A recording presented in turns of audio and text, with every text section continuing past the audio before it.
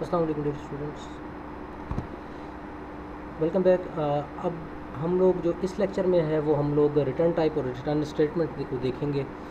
इन दोनों का आपस में डायरेक्ट कनेक्शन है। तो अगर हम लोग रिटर्न टाइप यूज़ करेंगे तो रिटर्न स्टेटमेंट लाजमी उसमें इंक्लूड होगी। अगर आप यूज़ नहीं करते तो आपको एरर मिलेगा।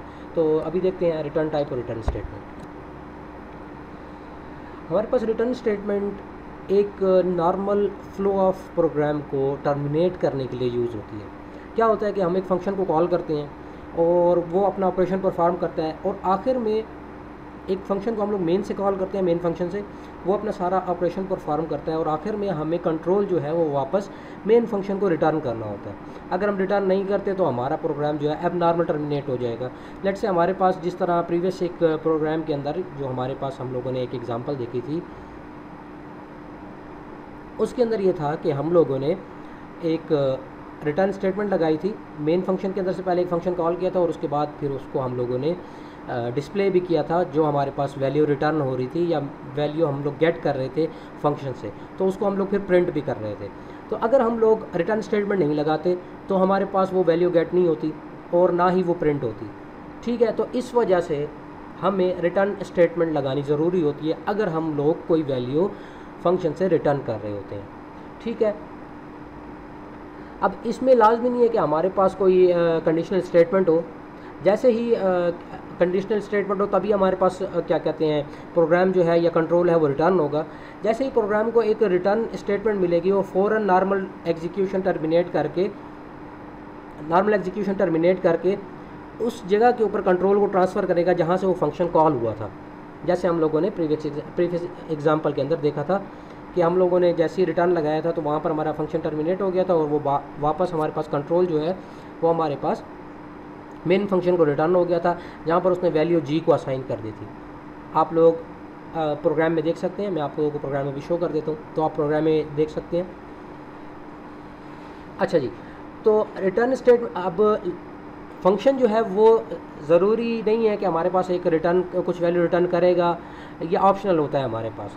लेकिन अगर कोई वैल्यू रिटर्न कर रहा होता है तो हमें उसके हिसाब से उसके रिटर्न टाइप मेंशन करनी होती है। अगर हमारे पास कोई फंक्शन रिटर्न नहीं कर रहा होता वैल्यू, तो हम लोग उसकी जगह कीवर्ड यूज़ करते हैं वॉइड।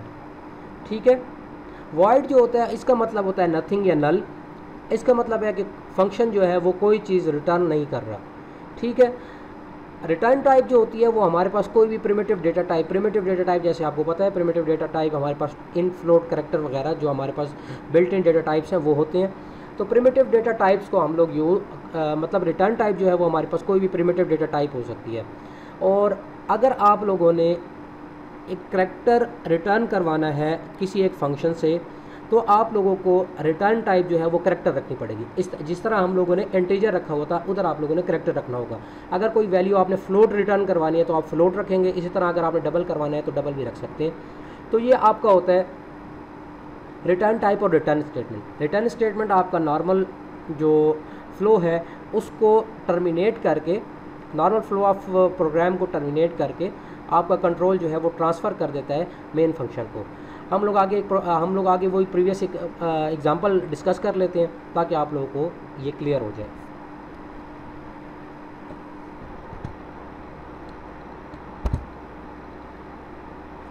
हाँ जी, तो ये है हमारा वो प्रोग्राम जो हम लोगों ने प्रीवियस एग्जांपल के अंदर डिस्कस किया था।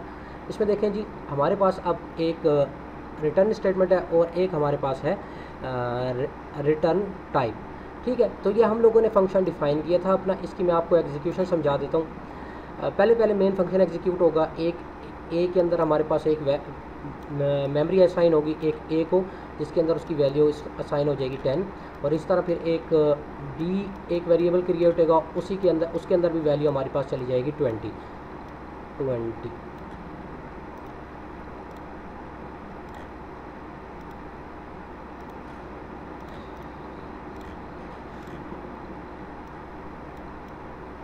ठीक हो गया, ये हमारे पास ए और बी असाइन हो जाएंगे। उसके बाद डायरेक्टली हम लोगों ने फंक्शन को कॉल किया ग्रेटर को, और उसके अंदर हमने वैल्यू क्या क्या रखी, ए और बी। अब होगा क्या, इस तरह लिखने से जो आपका फंक्शन ग्रेटर बना हुआ है वो भी आपके दो वेरिएबल्स की वैल्यू जो है वो एक्सेप्ट कर रहा है। ठीक है, तो होगा क्या कि जैसे ही कंपाइलर इस लाइन को पढ़ेगा वो डायरेक्टली यहाँ से कंट्रोल आपका, यानी इस स्टेटमेंट से कंट्रोल आपका जंप करेगा इस स्टेटमेंट के ऊपर, डायरेक्टली आपका कंट्रोल यहाँ चला जाएगा।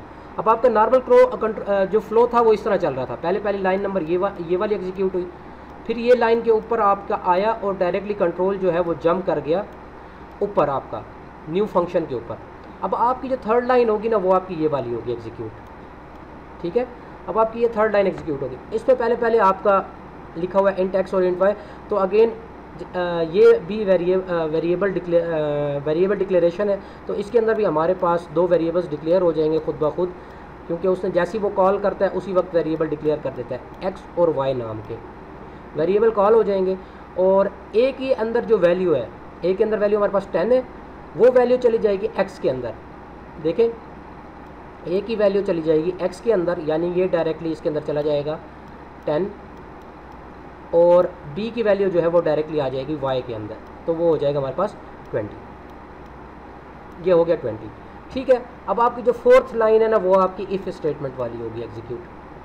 फोर्थ में क्या लिखा हुआ है कि इफ़ एक्स, अब एक्स के अंदर हमारे पास 10 है और वाई के अंदर हमारे पास है 20, 10 is greater than 20, condition false है। होपफुली आप लोगों को ये तो याद ही होगा कि कंडीशन हमारे पास फॉल्स है।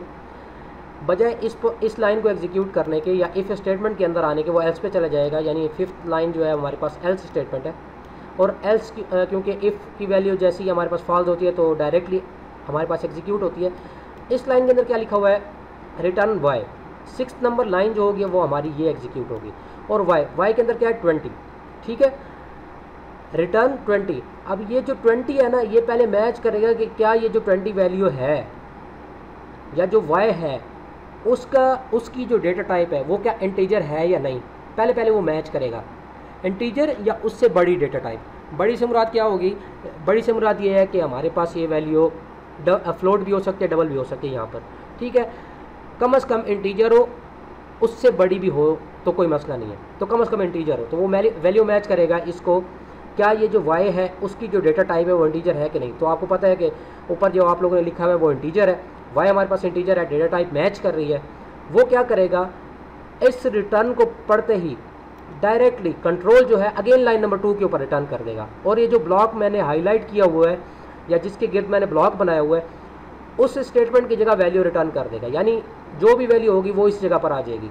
तो हमारे पास ये वाली जो लाइन नंबर 2 है वो असल में जब फंक्शन रिटर्न करेगा वैल्यू, उसकी शक्ल कुछ इस तरह हो जाएगी कि इंट g = 20, तो वो ग्रेटर की जगह 20 रिटर्न कर देगा। तो ये y के अंदर जो वैल्यू थी वो 20 इस जगह पर आकर रिप्लेस या पेस्ट हो जाएगी हमारे पास। तो इस चीज़ को कहते हैं कॉलिंग स्टेटमेंट, और ये होती है हमारे पास कॉल्ड फंक्शन, और ये रिटर्न स्टेटमेंट है हमारे पास, और ये रिटर्न टाइप है, ठीक है। तो रिटर्न टाइप और रिटर्न स्टेटमेंट डायरेक्टली आपस में कनेक्टेड है एक दूसरे से। अगर आपका फंक्शन कोई वैल्यू रिटर्न नहीं कर रहा या रिटर्न स्टेटमेंट आपके फंक्शन के अंदर नहीं है तो आप यहाँ पर वॉइड लिख सकते हैं। वॉइड मीन नथिंग, हमारा फंक्शन कोई चीज़ वैल्यू रिटर्न नहीं कर रहा। इसकी भी एक एग्जांपल कर लेंगे। वॉइड मीन नथिंग यानी कुछ भी वो रिटर्न नहीं कर रहा, और आपका फंक्शन वैसे के वैसे ही एग्जीक्यूट होगा। इस तरह हम लोगों ने एक वेरी फर्स्ट एग्जांपल के अंदर हम लोगों ने किया था, वहाँ पर मैंने वॉइड लिखा था यानी कुछ भी रिटर्न नहीं कर रहा, ठीक है, उसके अंदर जस्ट प्रिंट किया था। तो अब आप लोगों को समझ आ गई होगी कि ये जो एंड मेन जो लिखते हैं तो एंड क्या चीज़ है, और आखिर में जो हम लोग रिटर्न 0 लिखते हैं वो असल में क्या चीज़ है, ठीक है। होपफुली आप लोगों को ये चीज़ क्लियर हो गई होगी कि एंड, ये मेन से पहले जो एंड लिखा जाता है और प्रोग्राम के आखिर में रिटर्न 0 लिखा जाता है वो किस वजह से लिखा जाता है, ठीक है। तो उसके बाद हमारे पास जी के अंदर क्योंकि 20 आ चुका है, ऊपर से हमें पता चल गया कि इन दोनों में से जो ग्रेटर है वो 20 है, तो हम लोगों ने उसी को प्रिंट कर दिया ग्रेटर के अंदर जो भी है, ठीक है। अब ये है कि हम लोग इसमें वैल्यू चेंज कर सकते हैं, हम लोग ए को 20 कर दें और बी को 10 कर दें। बी को 10 करेंगे, ए को 20 करेंगे, तो होगा क्या कि हमारे पास ये वाली स्टेटमेंट एग्जीक्यूट होगी डायरेक्टली, और ये सारा जितना भी इसके बाद कोड लिखा हुआ है वो स्किप हो जाएगा, और डायरेक्टली कंट्रोल जो है वो नॉर्मल लाइन नंबर 2 के ऊपर रिटर्न हो जाएगा। तो होपफुली आपको इससे समझ आ गई होगी, ये जो मैंने आप लोगों को एक एग्जांपल दी। आप लोगों को अगर समझ नहीं आई तो आप लोग मुझसे क्वेश्चंस पूछ सकते हैं। फ़िलहाल के लिए इस लेक्चर के लिए यहाँ तक काफ़ी है, तो नेक्स्ट लेक्चर में इंशाल्लाह मुलाकात होती है।